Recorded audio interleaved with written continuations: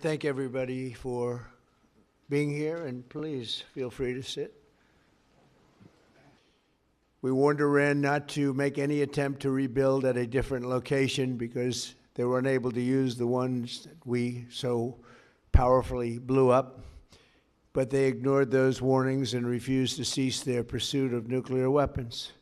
In addition, the regime's conventional ballistic missile program was growing rapidly and dramatically, and this posed a very clear, colossal threat to America and our forces stationed overseas.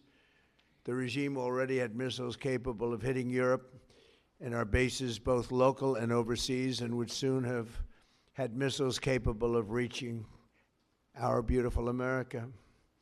The purpose of this fast-growing missile program was to shield their nuclear weapon development and make it extraordinarily difficult for anyone to stop them from making these highly forbidden by us nuclear weapons. We were the ones that were complaining. We were the ones that wanted it stopped, but everybody was behind us. The American people, our country itself, would be under threat.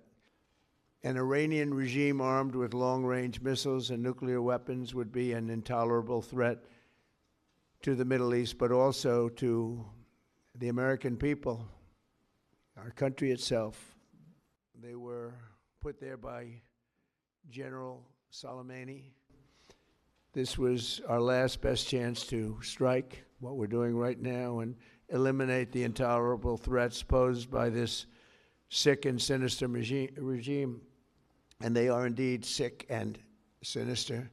Our objectives are clear. First, we're destroying Iran's missile capabilities, and you see that happening on an hourly basis, and their capacity to produce brand new ones, and pretty good ones they make.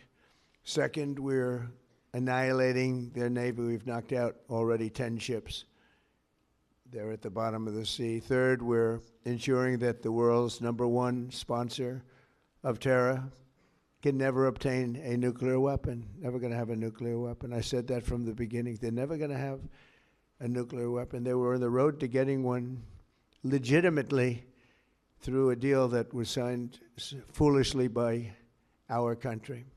And finally, we're ensuring that the Iranian regime cannot continue to arm, fund, and direct terrorist armies outside of their borders. And we thought